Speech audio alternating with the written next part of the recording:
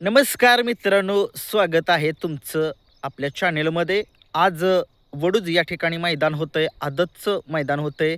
ते मैदान जे आहे ते आज लाईव्ह कोणत्या चॅनेलवर दिसेल? STC लाईव्हवरती वडूजचं मैदान दिसणार आहे आपल्याला, हे लक्षात ठेवा. आज मैदान P3 लाईव्ह या चॅनेलवरती नाही आहे. मी त्यांच्याशी बोललेलो आहे. त्यांनी सांगितलं सुद्धा आहे की STC लाईव्ह या चॅनेलवरती आजचं वडूजचं आदतचं मैदान लाईव्ह आपल्याला दिसणार आहे.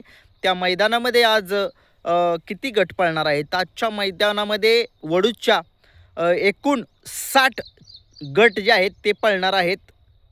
आणि त्या गटामध्ये कोणता नंदी कोणत्या गटात पळणार आहे ते आपण सांगितलेलं आहे. आपल्या जुन्या चॅनलवरती जावा, किरण शिरतोडे ब्लॉग्स, त्या ठिकाणी मी सांगितलेलं आहे की कोणत्या गटात कोणता नंदी पळणार आहे, जाऊन बघा.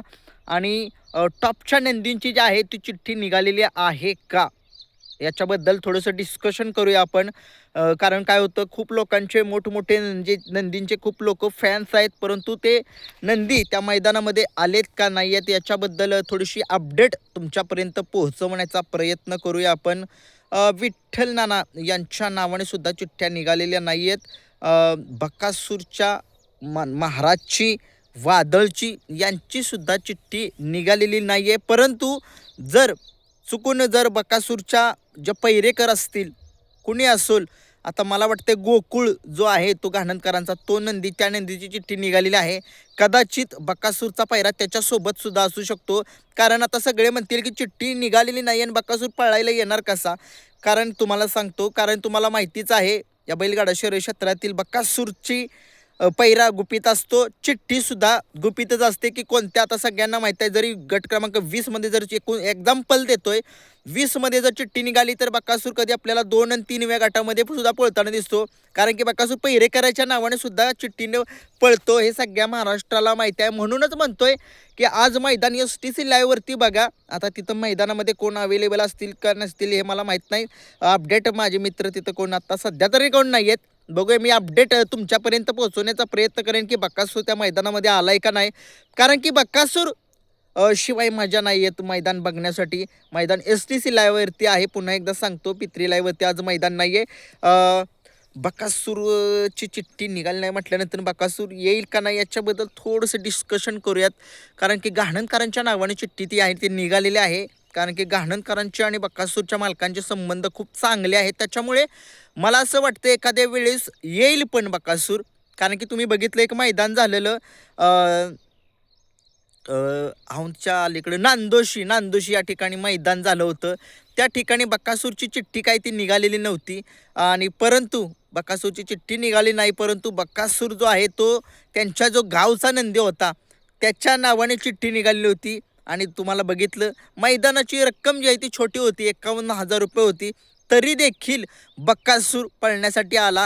परंतु आज तुम्ही बघितलं, आजसुद्धा मैदान ज्याची रक्कम जी आहे 1 नंबरची 51,000 जरी असेल तरीही बकासूर येतो. कारण की सगळ्या महाराष्ट्राला माहिती आहे बकासूर चे पैरे जे आहेत ते 1 महिना पेंडिंगवर असतात. मामानी पैरे जे आहेत ते करून ठेवलेले असतात.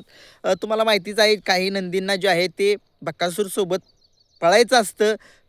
खूप लोकांचा आग्रह असतो, बकासूरच्या गोठ्यावरती जातात लोक, की मामांना विनवणी करतात की मामा आम्हाला या मैदानात तुमचा बकासूर पाहिजे.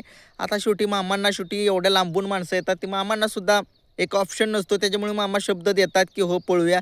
त्याच्यामुळे काय होतं, अगदी मी स्वतः कधी कधी असं बोलून जातो की कधी कधी मामांचा पैरा चुकतो. परंतु कसं होतं, शेवटी शब्द हा त्यांना द्यावाच लागतो. त्याच्यामुळे शब्दाला किंमत आहे, त्यांनी सांगितलेलं आहे. आता बघूया, आज वडूजचं आदतचं मैदान होते, त्या मैदानामध्ये आपल्याला बकासूर दिसतोय का नाही आहे हे आता समजेल गटामध्येच. बघूया, कारण की बकासूर शिवाय खरंच मजा नाही येत. आणि आपण आज मैदानामध्ये जाणार नाही आहे, उद्या जाईन कदाचित. कारण की तुम्हाला मागाशी सांगितलं आपल्या व्हिडिओमध्ये, थोडंसं काय झालं, रात्री थोडीशी आपण आपलंच कुत्रं होतं घरचंच, ते थोडंसं जरा वेळेस काय झालं, जरा त्या रागाच्या भारात होतो थोडंसं, ते माझ्या जरा थोडंसं पायाला चावले, थोडेसे दात लागले. त्याच्यामुळे थोडंसं जरा मला आज दवाखान्यामध्ये गेलं पाहिजे. रात्री चावले 11-11:30 दरम्यान, परंतु मी त्याच्यावर हळद लावली. आता बघूया संध्याकाळी, रात्री म्हटलं आता सकाळी जायचं. रहमतपूरमध्ये आपलं गावच आहे शेजारी. त्याच्यामुळे तिथं जाऊ जरा इंजेक्शन वगैरे घेतो. नाहीतर कुत्रं चावलं की थोडं मला माहिती आहे इंजेक्शन घ्यावेच लागतात. बाकी कुणाबद्दल अपडेट असेल तर तुम्ही सांगा कमेंट्समध्ये. बकासूरबद्दल मैदानाच्या आजच्या. धन्यवाद.